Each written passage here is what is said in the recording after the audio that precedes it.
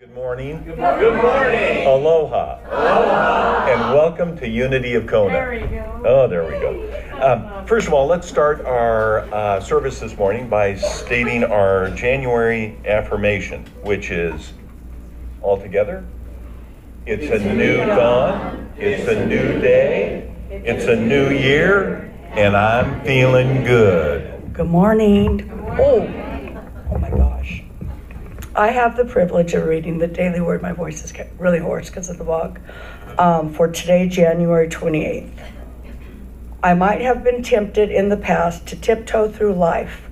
Perhaps I've been concerned that living with too much enthusiasm might threaten whatever degree of spiritual awareness I had achieved. Jesus had a different message and set a different example. He lived his life boldly, whether he was teaching, demonstrating, or sharing a meal with friends.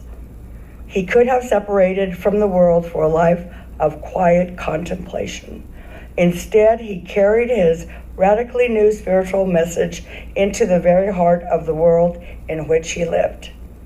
By following Jesus' example, I accept the joys and challenges it will contain. As spirit in expression, I move through my life boldly and joyfully. Do not be afraid, little flock, for it is your Father's good pleasure to give you the kingdom. Luke 12:32. As spirit in expression, I move through my life boldly and joyfully. Together. As spirit in expression, I move through my life boldly and joyfully. And now I invite you to visualize our sanctuary as a beautiful heart. And let's see this heart moving in and around and through each one of us, moving back into Sunday school to Kayla and our children. And we let our heart be filled with love, caring, and compassion that we have for ourselves and each other. Breathing into your heart space. Allow your heart to be filled with love. Love in expression. Love that will move through each and every one of us and to those in need. If you know of anyone in need of prayer, see them in our heart. And if you know of any circumstance in your world, in our world, in need of prayer, see them, see the situation in your heart as we say the prayer for protection. The light of God surrounds us. I am the light of God. The love of God enfolds us. I am the love of God. The power of God protects us. I am the power of God. The presence of God watches over us. I am the presence of God. Wherever we are, God is, and all is well. And now I invite you to get comfortable where you are. Close your eyes if that feels right to you. And we begin our time of centering and prayer by just breathing. So I invite you to take in a few deep breaths. And knowing that each breath relaxes your body, quiets your mind, calms your emotions. And do this with me now, breathing in deeply and exhaling deeply. Breathing in deeply, exhaling deeply. And we relax. This is our time of reconnecting with that light, that love that is God within us. Connecting our mind and our heart to that loving presence within us. As we begin to relax, We allow our breathing to be a relaxed pace as well.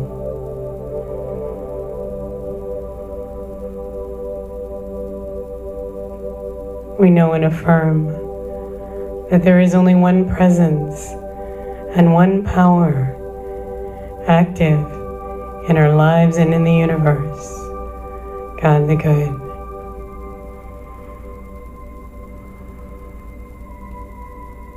This is absolutely true. And we have the opportunity every moment of connecting with that power, to know that God is always with us. There is no separation. We breathe and we relax. We breathe and we know.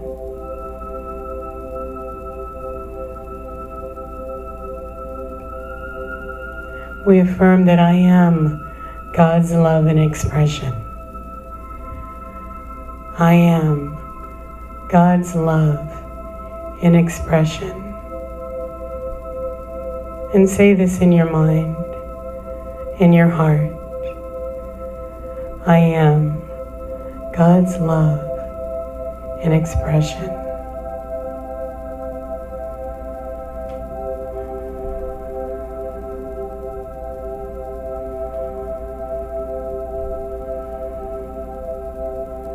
We know that with God all things are possible. And right here and right now, if there's anything in your mind, in your heart, that you need spiritual guidance from, any problems that are plaguing you right now, as we go into a time of quiet prayer, let us release them to the God of our being. Let us receive and know that God is a source, that all things come to those who believe. I invite you to do this now in the silence.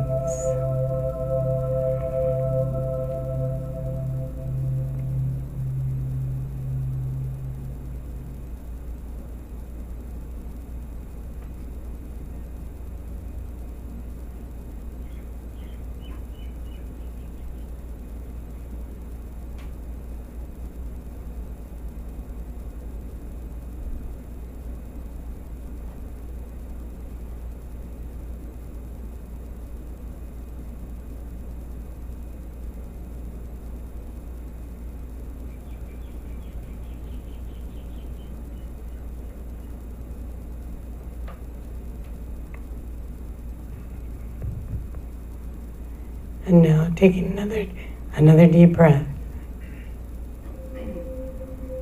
And as we exhale this time, we give thanks for the opportunity of being here today, allowing our light to shine, our love to be expressed, to care for one another right here and right now. And so it is. Amen. Good morning. Good morning. Good morning. How's everyone today? I'm having adventures with my voice today. So when I hit a low note, it goes way. So we'll see what happens. All right. So how many of you remember when we're working through this month? The 4 agreements. And do you remember why we're doing this? That's good, because you forgot everything already. Hello. We're building a firm foundation in truth. Does that make sense? And part of the reason we're doing this is because the 4 agreements go so well with Unity's principles. Because Jesus said to us, you are the light of the world. Did he not say that? So isn't it our responsibility to let our light shine? Because that's what he said. Let your light shine before men, that they may see your good and the good works that you do, and give glory to our Father in heaven. And in unity, we teach that heaven is right here on earth. We're going to make the most of every day that we can, aren't we? Aren't we? Yes. Oh, very good, very good. I love it, because we want to be that shining example in the Kona community and in our world that says, I'm happy because I know I'm loved. I'm filled with spirit right here and right now because I'm connected to the God of my being. So today is the fourth agreement. And any of you know what that one is? Do your best. But it's interesting. We might shorten it to say do your best, but it's always do your best. No more and no less. Now that was the hardest part for me to grasp, because this book came out 20 years ago, and we did study groups on it, we read it, we just gobbled it up. And Don Miguel Ruiz is a very fine friend of Unity, and he's done lots of workshops and seminars throughout the Unity movement. And so I had a hard time with this one, besides the other one about don't take things personally. Anybody ever do that? Oh, shoot, we're learning about this. So always do your best, no more and no less. And I was like, what does that mean? I always do my best. How many of you are overachievers out there? How many of you, no matter how tired you might be, will keep on going and going? Raise your hands high. Tell the truth here. Yes, because my husband doesn't call me the Energizer Bunny for nothing. But you know what? I learned, and I'm still learning through this particular agreement, to not overdo. How many of us are overdoers? We'll do just one more thing. I know I learned and began to learn how to not do that by, if you're like me, when you're gathering stuff to go out the door and put it in your car and go somewhere, I always see just one more thing about 20 times before I get out the door. So I had to train myself to say, no, Deb, we're walking out the door with what we have. This is the best that you can do right now. Now, did I learn that lesson easily? You know the answer to that already. How many times did I fall down the stairs of my house on my way out the door doing just one more thing? Or trip in the driveway? Because the key to doing your best is we have to be in the present moment.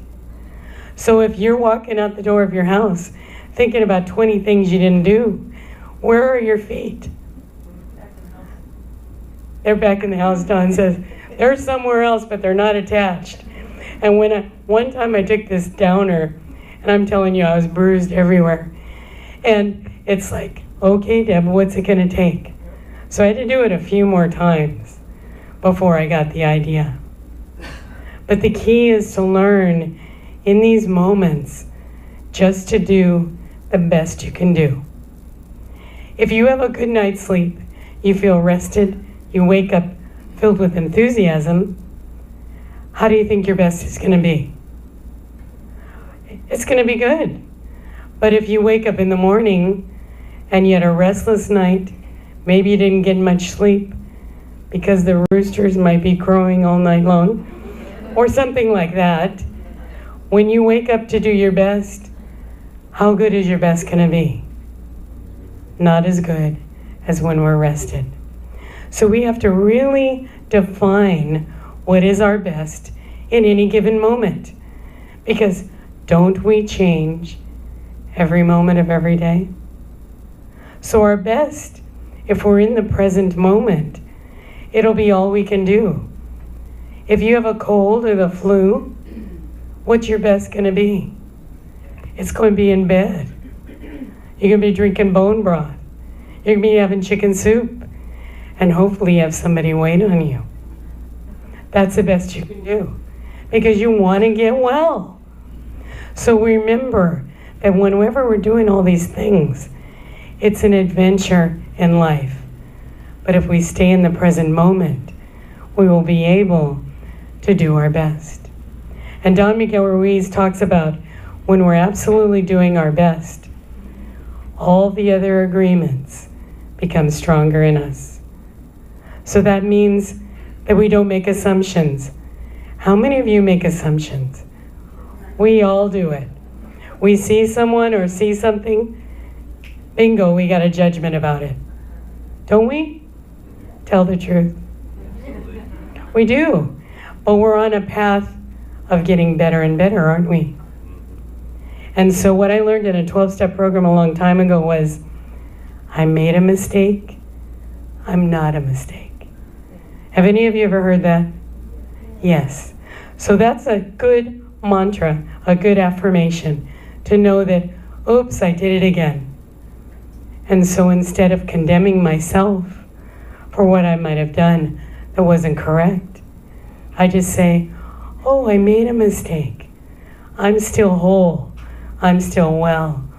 I'm still filled with God's presence. Our moods change often. Have you ever noticed about yourself that when you have a problem and you're on your way into the gym, when you come out after exercising, where did that problem go? It is gone. Or you have a new insight about what you need to do. That happens to me over and over again, and I love it. That's why we love exercising, because it transforms us. And then we don't take things personally anymore. Wouldn't that be so great to not take it personally? Because our mind jumps into overtime.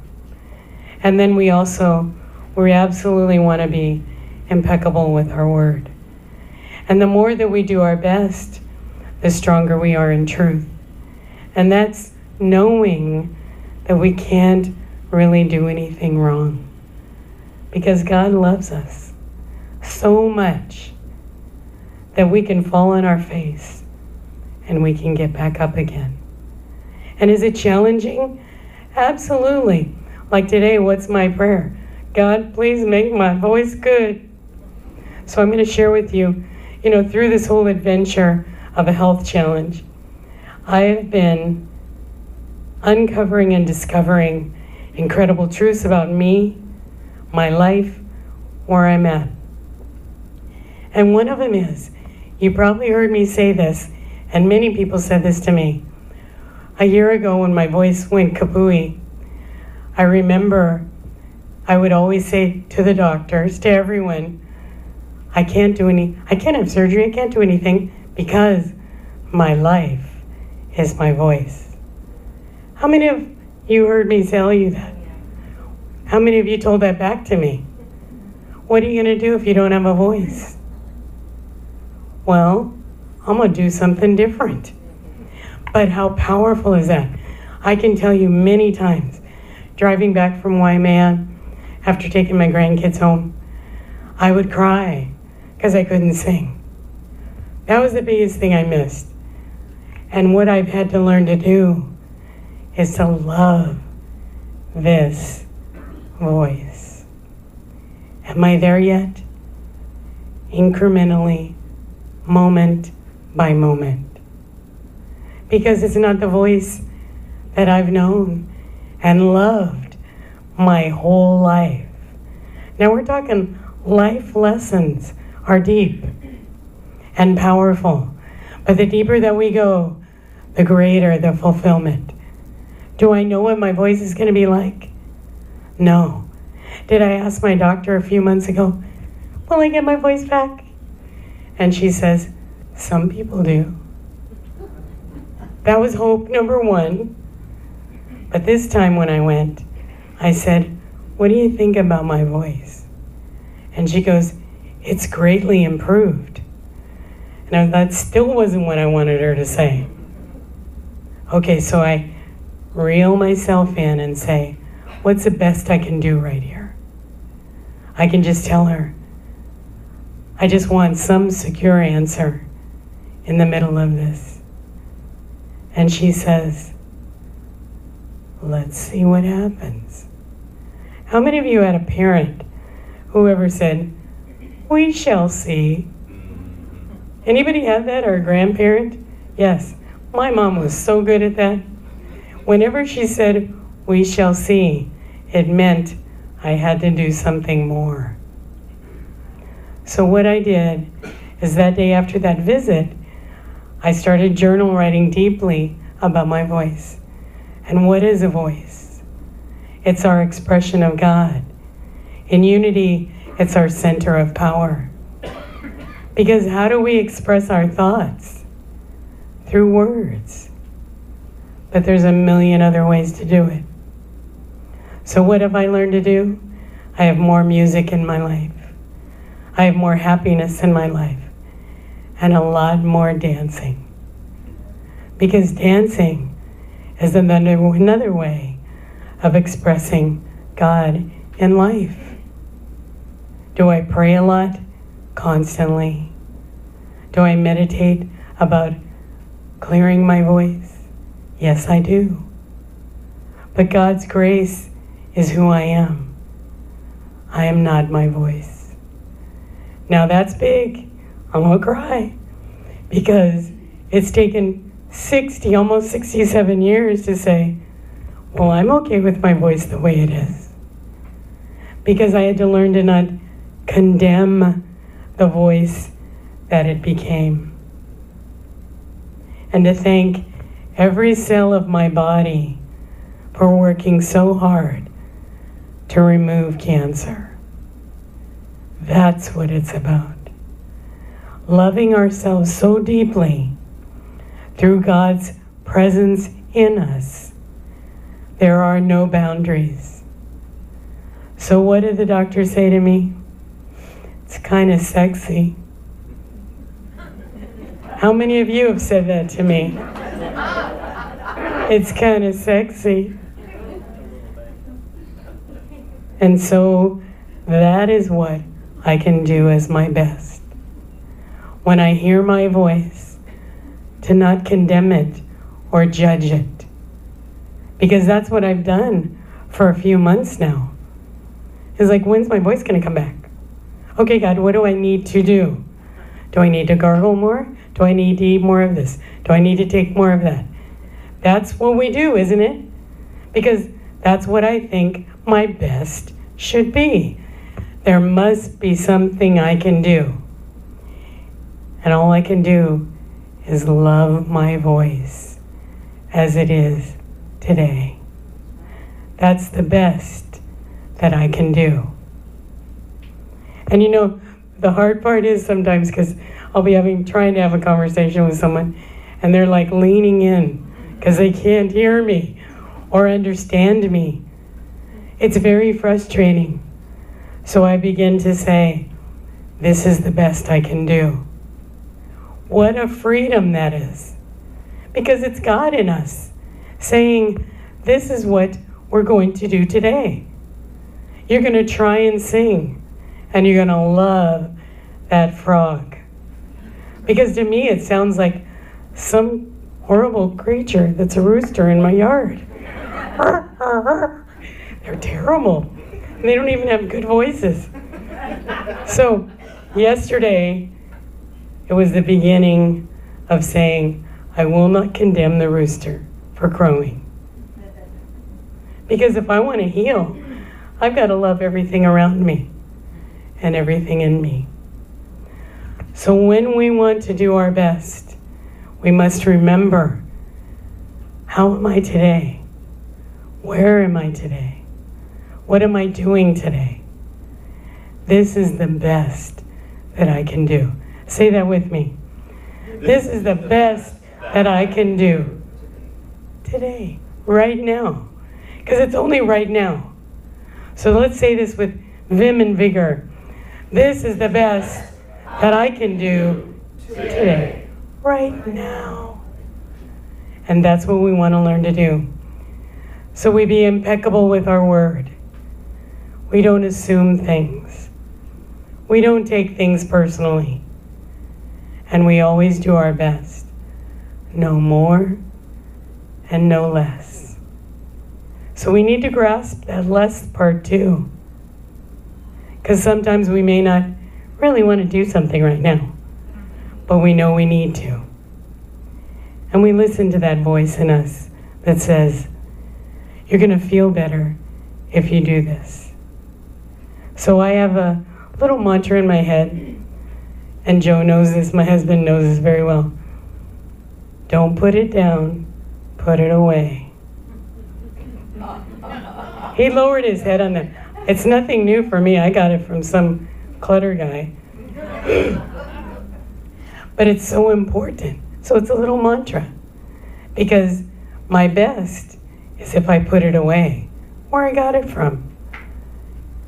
And my less self would say, I'll do it later.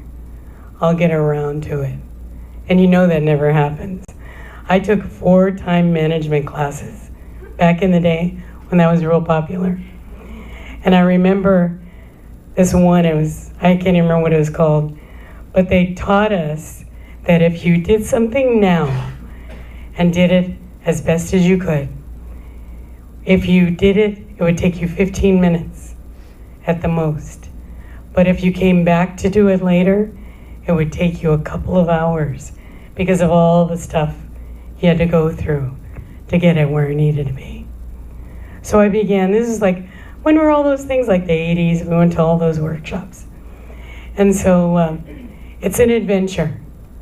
Sometimes I'm a slow learner. Any of you slow learners out there? Sometimes I pick up things really quick. Like in a computer class. I get it. I go home. I haven't got it. It's gone. But I knew how to do it then. So then what do I get to do? Practice. Practice and learn. So we want to let our light shine. And the way we do that is by knowing the truth. We tell the truth. We do the things that God guides us to do.